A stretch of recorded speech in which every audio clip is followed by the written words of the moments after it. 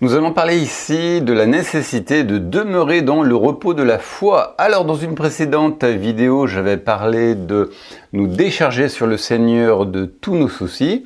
Seulement, c'est une chose que de nous décharger sur le Seigneur de tous nos soucis, c'en est une autre que de ne pas les reprendre. Bien souvent, nous nous déchargeons sur le Seigneur de tout ce qui nous préoccupe, nous commençons à rentrer, à expérimenter le repos de Dieu, mais le temps passe et finalement nous reprenons notre fardeau d'autrefois. En fait, nous avons laissé la crainte rentrer dans notre cœur. Mais si nous reprenons un fardeau, eh bien nous ne sommes plus dans la foi, c'est-à-dire que nous ne sommes plus dans un contexte que Dieu honore et bénit. Dieu agit toujours dans le contexte de la foi. Crainte et foi sont incompatibles. C'est soit l'un, soit l'autre.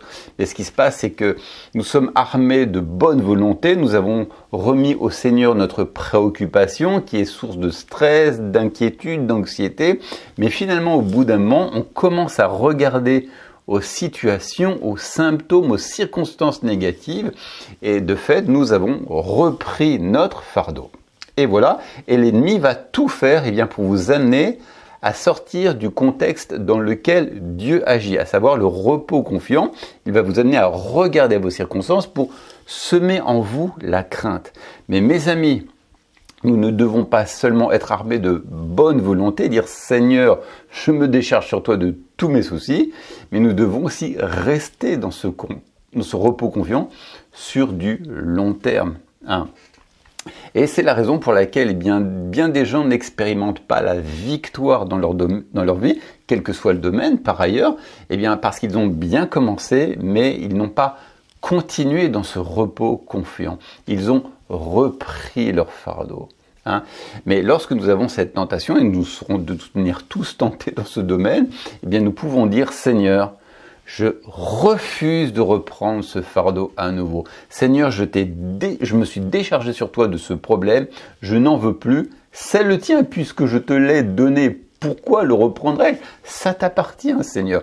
Je refuse de reprendre ce fardeau. » Et ce qu'on peut faire ensuite, c'est adorer le Seigneur, passer un petit temps dans la louange, dans l'adoration, quand on sent que l'inquiétude, le stress vient, la tentation de reprendre le fardeau d'autrefois, tout simplement, on peut lever nos mains, adorer le Seigneur, lui rendre grâce, le bénir, et voilà. Je me rappelle, il y a très longtemps de ça, je me promenais en bord de mer avec un ami, et il y a une petite voix intérieure qui m'a dit « Vous devez rentrer à votre véhicule ».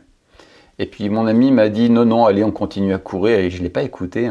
Et quand j'ai regagné mon véhicule, je me suis aperçu que celui-ci avait été forcé. En fait, on m'avait volé tous mes papiers avec mon chéquier. Il restait un chèque dedans. Et évidemment, je vous cache pas que j'étais hyper stressé, Je m'étais fait aussi voler quelques harmonicas, qui est mon instrument. Et donc, quand ça m'est arrivé, passé le choc un petit peu, j'ai repris mes esprits et j'ai dit « Seigneur, je me décharge sur toi de tout ce souci ». Mais vous savez, dans les instants, dans les heures qui ont suivi, j'étais tenté de reprendre ce fardeau. Mais j'ai dit « Seigneur, je refuse de reprendre ce fardeau à nouveau. » Et je reste dans la paix, Seigneur, je t'ai remis cette situation et je crois que toutes choses sont en ton contrôle et sous contrôle.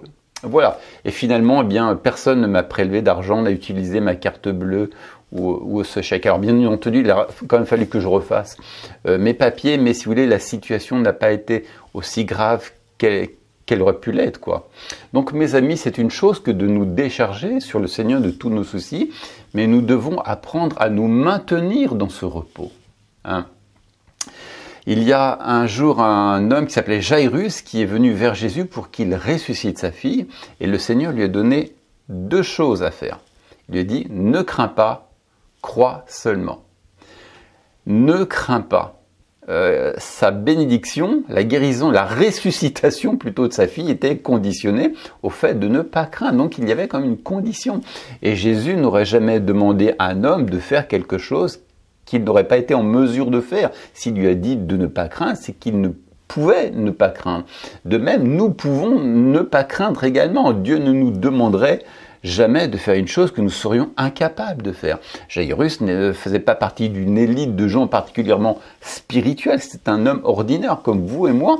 Si donc Jairus pouvait ne pas craindre, nous pouvons aussi ne pas céder à la crainte, qui est une tentation par laquelle nous passons tous d'ailleurs. Et ensuite, il lui a dit, crois seulement, crois que ta fille va ressusciter, crois en moi, crois en ma bonté, crois en ma puissance. Juste croyons que nous sommes déjà guéris, croyons que notre situation est entre les mains du Seigneur. Juste crois, la seule chose que nous avons à faire, c'est de ne pas craindre et de croire seulement. Voilà. Donc c'est une bonne chose que de commencer, mais ce qui est encore mieux, c'est de continuer dans ce même élan de repos confiant. Lisez ce passage. Ne nous laissons pas de faire le bien, car nous moissonnerons au temps convenable si nous ne nous relâchons pas. Ne nous lassons pas de faire le bien. C'est quoi faire le bien? Eh bien, c'est nous être déchargés sur le Seigneur de tous nos soucis, mais il nous est dit aussi de ne pas nous lasser. On peut facilement se lasser. Et on est rentré dans ce repos, puis finalement on se lasse et on cesse de faire le bien, c'est-à-dire de rester dans ce repos confiant.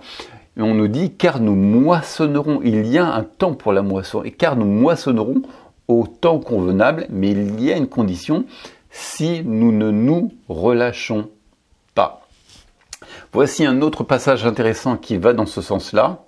N'abandonnez donc pas votre assurance qui comporte une grande récompense. Vous avez en effet besoin de persévérance afin qu'après avoir accompli la volonté de Dieu, vous obteniez ce qui vous est promis.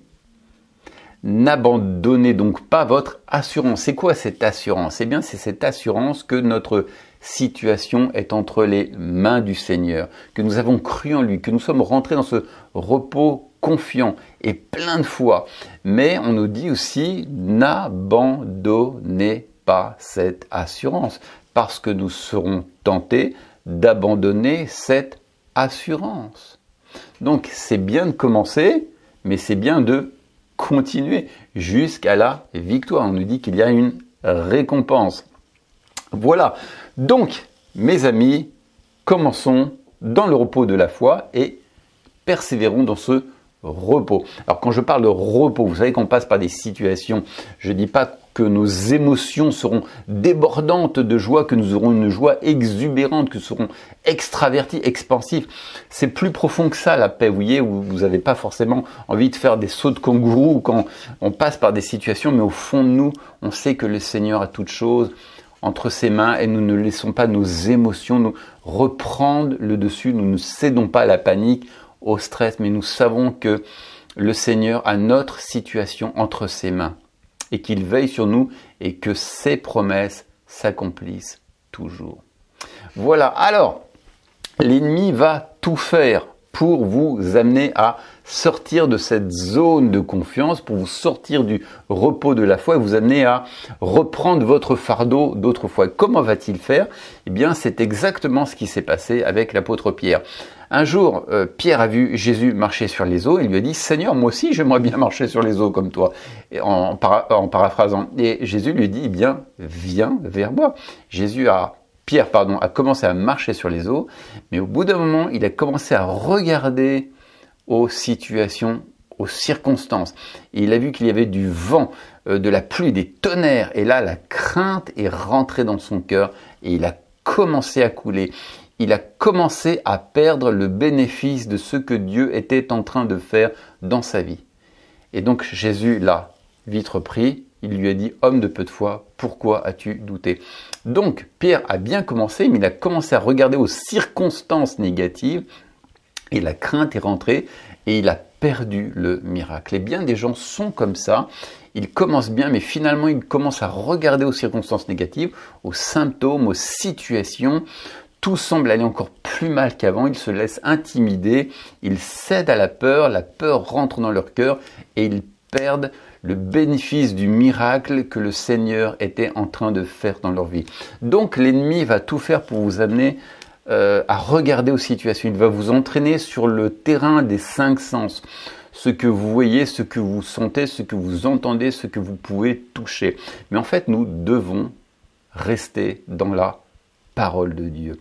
Et c'est ça le grand secret. Comment faisons-nous pour ne pas reprendre notre fardeau d'autrefois et rester dans le repos confiant? Eh bien, d'une part en disant « Seigneur, je refuse de reprendre mon problème, je résiste au stress, à l'anxiété, à la crainte, je te loue, je t'adore », on peut faire tout ça, mais aussi nous demeurons dans la parole de Dieu. Nous devons faire de la parole de Dieu la plus grande vérité. Nous devons placer la parole de Dieu au-dessus de toutes les situations, quelle que soit la situation, quel que soit ce que nous sentons, ce que nous voyons.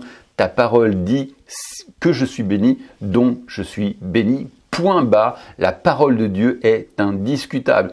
Même si ça contredit complètement nos sens, ce que nous expérimentons dans le domaine physique, si la parole dit que vous êtes béni, c'est que vous êtes béni.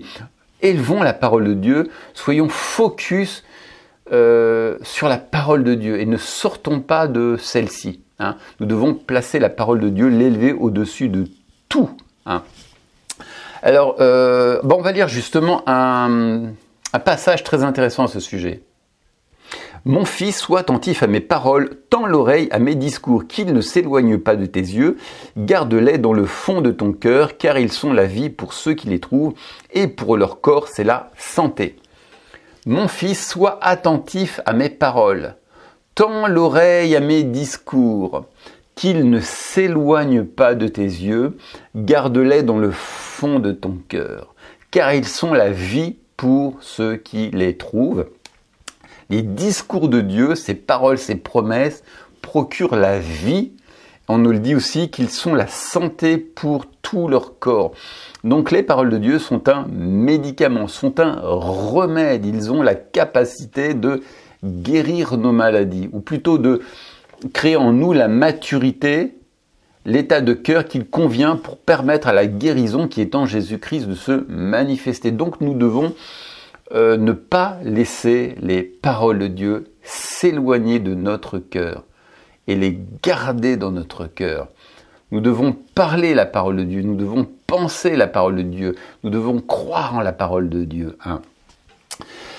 Alors, il y a un passage aussi que je vous invite à lire souvent. Enfin, en fait, il y en a plein, mais récemment, j'ai lu ce passage et je me suis dit, celui-ci, il est vraiment très important. Il y en a d'autres, hein, on en verra d'autres. Mais déjà, c'est le Psaume 103, du premier jusqu'au dernier verset. Moi, je vous invite à le lire régulièrement.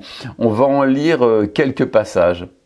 De David, mon âme bénit l'Éternel, que tout en moi bénisse son saint nom. Mon âme bénit l'Éternel et n'oublie aucun de ses bienfaits. C'est lui qui pardonne toutes tes fautes, qui guérit toutes tes maladies, qui rachète ta vie du gouffre, qui te couronne de bienveillance et de compassion, qui rassasie de bien ta vieillesse, qui te fait rajeunir comme l'aigle. L'Éternel fait justice.